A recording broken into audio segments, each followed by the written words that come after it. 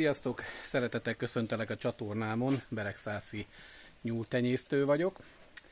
És június 11-e van, és mint látjátok, itt épp esik az eső, miközben a videót csinálom. Hát úgy gondolom, hogy nagyon sok helyen most Magyarországon ugyanez a helyzet. És a videóm témája most az lenne, hogy esős időben mi az, amit csináljunk a nyulászatban, és mi az, amit nem kellene csinálni. Látjátok, hogy rengeteg fehér eper van itt a földön, meg össze-vissza. Ez sajnos az eső leverte. Ennek az eperfának, ami itt van nekem az udvaron árnyékként szolgál, ugye elsősorban ez a funkciója, ez az egyetlen úgymond hátránya, hogy 6 hétig érik az eper.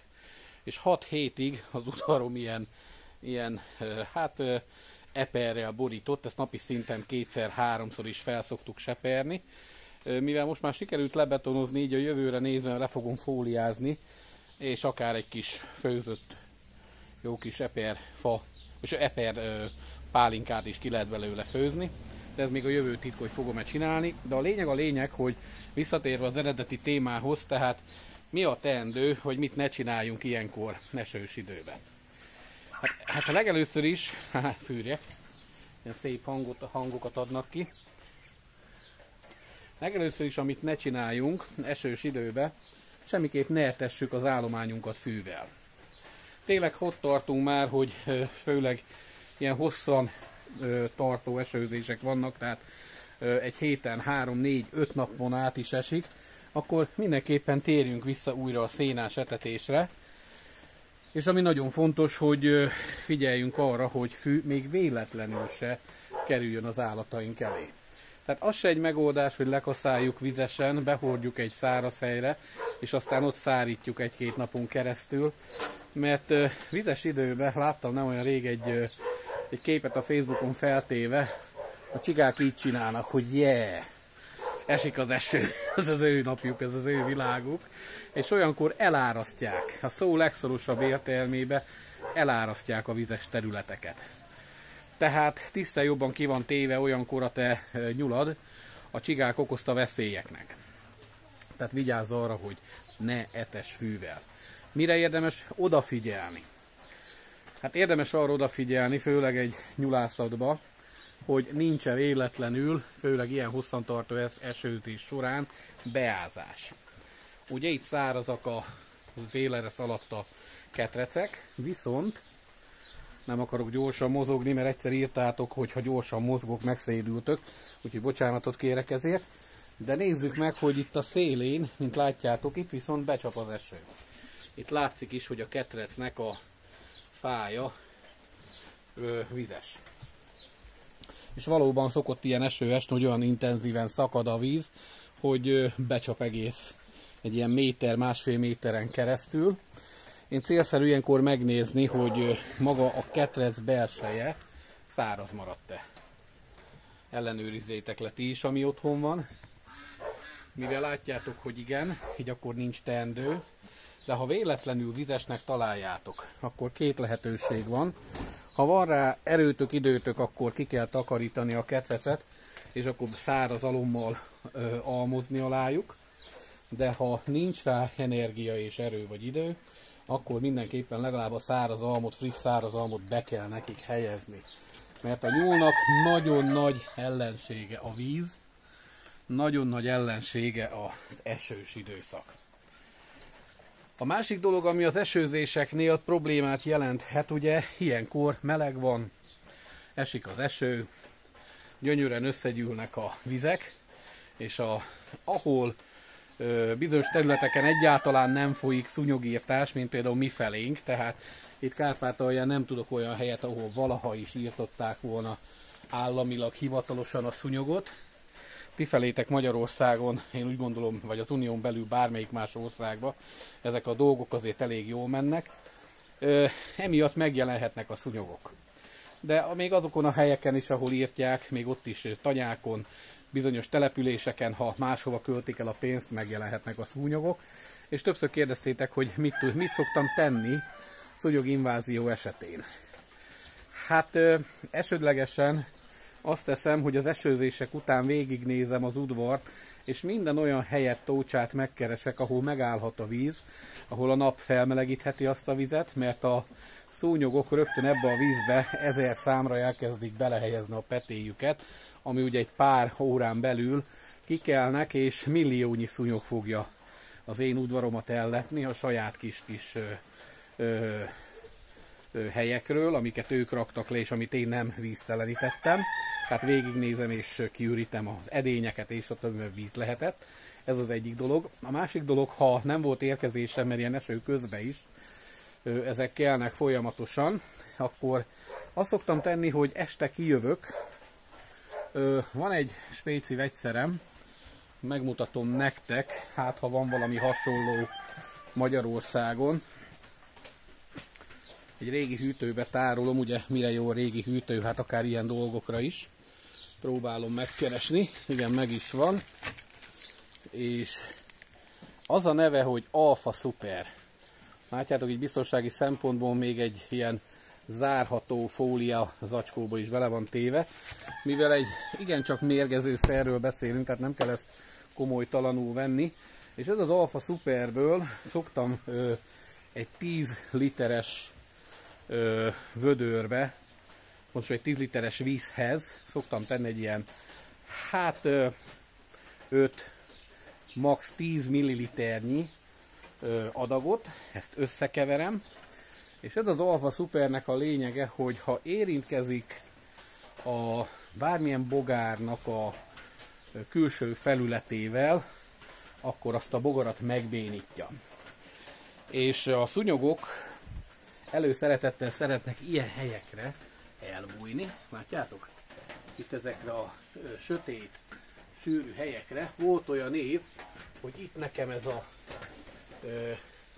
szarufa rész, ez feketén lett a szúnyogoktól, annyi beköltözött ide, és ugye este előjöttek, és aztán gyilkoláztak, de az ilyen sarkokat is nagyon szeretik, most nem világít be oda a kamera, és minden olyan sarkot, ami megtalálható, oda szeretnek a legyek, és maga ezek a szúnyogok bebújni.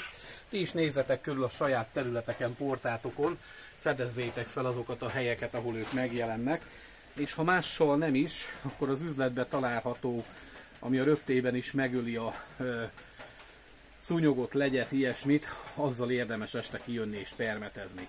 Könnyen megtaláljátok őket, mert ha este jöztök és lámpával világítotok az ilyen sarkokba, ott mindig tonna számra vannak a szúnyogok, tehát nagyon gazdaságosan lehet őket írtani.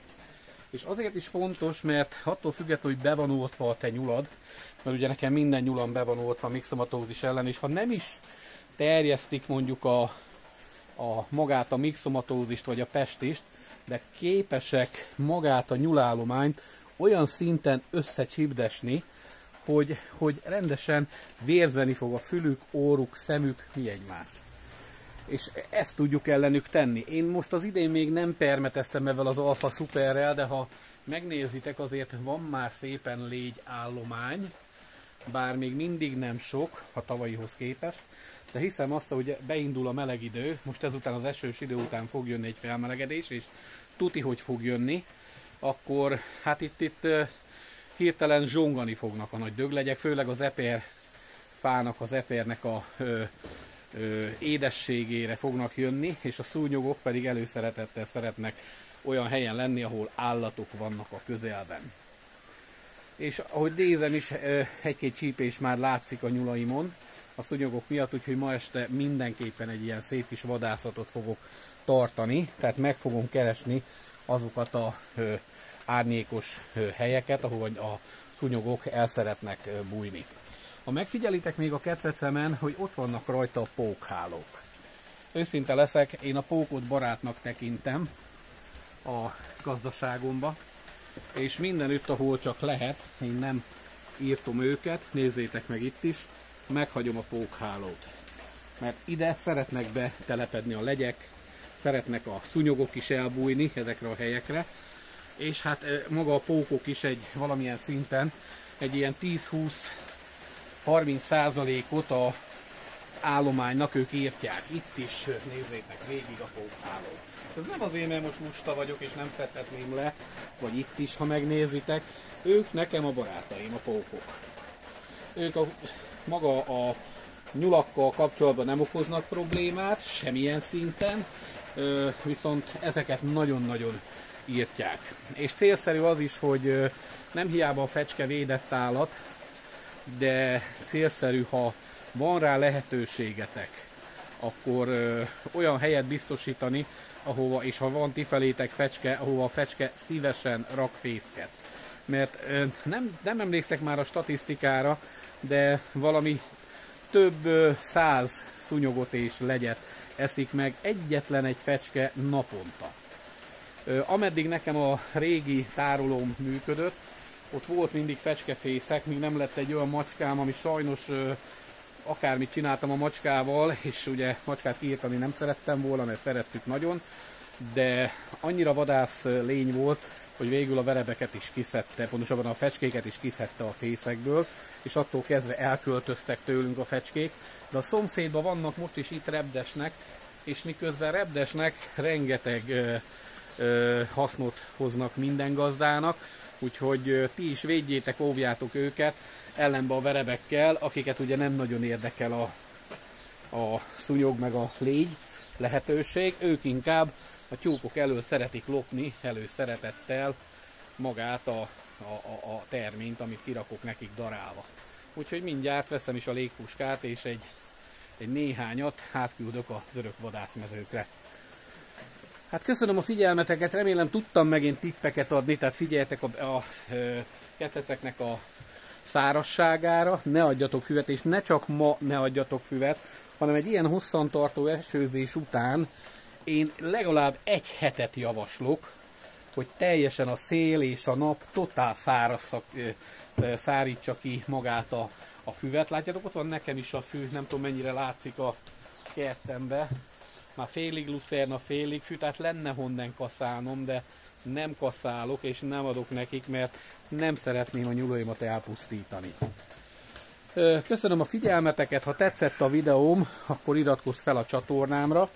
Ugye fűrjekkel kapcsolatban is már szoktam infókat megosztani, mivel megkezdődött a fűrtenyésztésem március óta. Hát tanulom a fűrtenyésztés rejtelmeit mindenképpen, és ezeket a tanulásokat majd, amire én rájövök, szeretném veletek is megosztani. Nagyon cukik lettek amúgy azok a fűrjek, amik 30-án keltek ki, tehát még csak 11 naposak, de hatalmasat nőttek, és hála az úrnak mind megvan. Mind a 21 darab, ami a 23-ból, ugye 2 belefúrt, ha emlékeztek a vízbe, és azt is egy tanácsra már utána tudtam, hogy köveket kell belerakni az itatóba.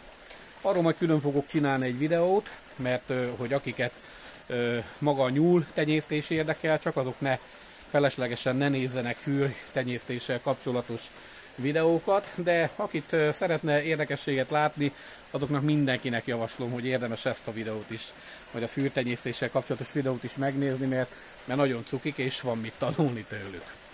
Hát még egyszer köszönöm a figyelmeteket, iratkozzatok fel a csatornámra, létszi, lájkoljátok, hogyha tetszett a videó, amit elmondtam, osszátok meg ismerőseitekkel, és örülnék, hogyha segítettem nektek a tenyésztésbe vagy tartásba, akkor örülnék, hogyha ti is támogatnátok egy tagsági csatlakozással. Nektek csak egy kávé, nekem ez viszont nagy segítség. Szép napot kívánok nektek, sziasztok!